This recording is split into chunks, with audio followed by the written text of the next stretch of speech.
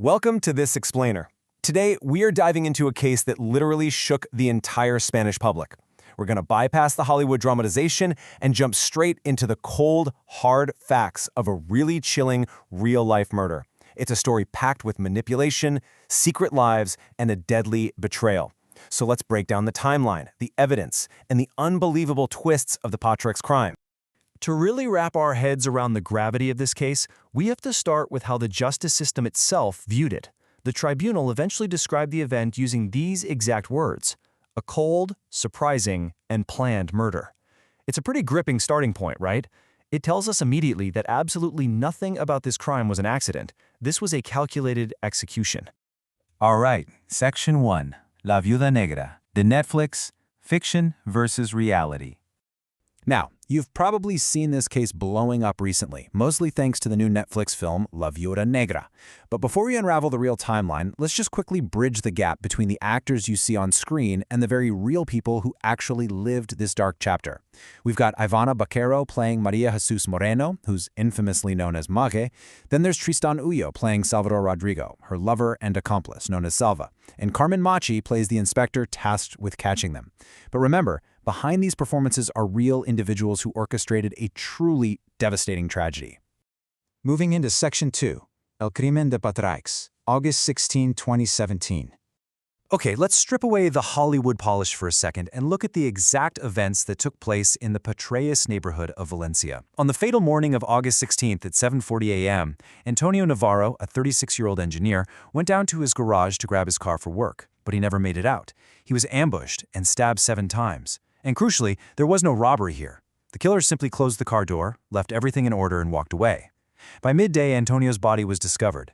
Yet, insanely, just hours later, around 1:30 p.m., Salva and Mage met secretly at her sister's house to detail the execution. Section 3. Un asesinato planificado, the chilling blueprint. This absolutely wasn't some random attack in the heat of the moment. It was a chillingly calculated blueprint, executed by 2 hospital co-workers. It's like a giant, deadly puzzle. Mage manipulated Antonio's parking habits the night before, making sure he parked inside the garage rather than out on the street. Armed with Mage's own keys, Salva, who, by the way, was 20 years older than her, let himself in. Knowing the exact make of the car and the parking spot, he just waited in the quiet summer garage and ambushed Antonio.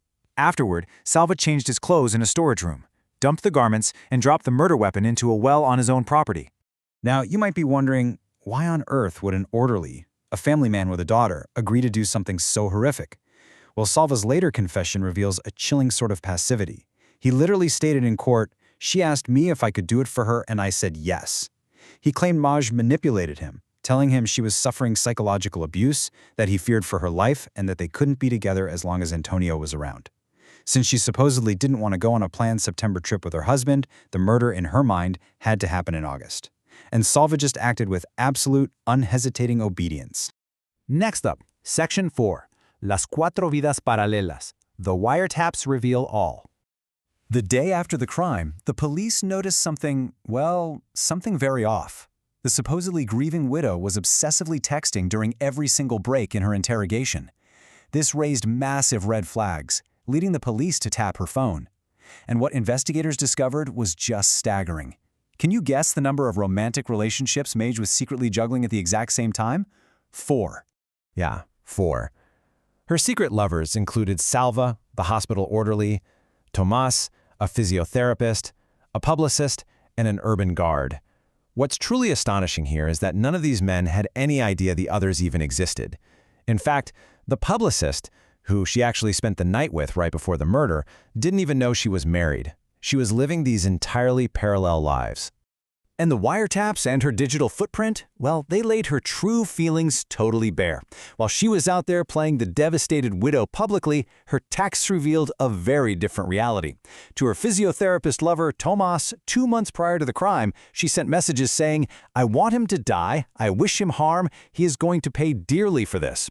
And to her trusted inner circle, she actually confessed after the fact that Antonio's death was a liberation. But here's the wild part. She fed Salva a completely different narrative. She manipulated him with these passionate love letters to ensure he would carry out her deadly request.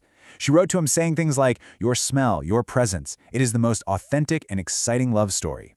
She essentially built him up as her white knight protector, making him feel like he was participating in this epic romance rather than a cold-blooded assassination.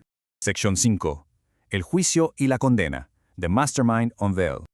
After the murder, Mage and Salva stayed in contact, which honestly gave the police the perfect opportunity to set a trap. They had Antonio's brother tell Mage there were new developments regarding the inheritance. Mage panicked, called Salva on a wiretapped line, and Salva confessed his involvement right then and there, leading to their arrest.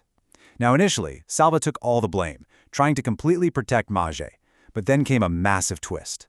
While awaiting trial in prison, Salva found out that Mage had already found a new lover, another inmate. Feeling totally betrayed, Salva flipped his testimony, laying out the entire blueprint of Mage's mastermind plan for the judge. So, Salva exposed her true motives to the jury. According to him, it wasn't about escaping abuse at all. It was about avoiding a messy divorce, securing Antonio's inheritance, collecting on life insurance policies, and getting a widow's pension. It was all about financial gain and total freedom. For her part, Mage furiously denied this during the trial, claiming she never planned anything. She actually admitted in court that she was never even truly in love with Salva in the first place. But the evidence was just too overwhelming. The Supreme Court ultimately ruled impartially on the facts in 2022, handing down heavy, decades-long sentences. 22 years in prison for Mage and 17 years for Salva. Their deadly bond was officially broken. So what does a convicted mastermind who spent her life orchestrating parallel realities do when she is finally locked away in a cell? What happens next? You literally can't make this up. Mage's pattern continued right through the prison bars. She started yet another relationship with an inmate named David, and in June 2023, she actually gave birth to their daughter. This pregnancy allowed her to be transferred to a specialized mother-baby unit in Alicante. Because of this, she's able to live with her child in a much more accommodating environment until the little girl turns 3. It's a story that honestly defies belief, proving that reality can be vastly darker than any television script.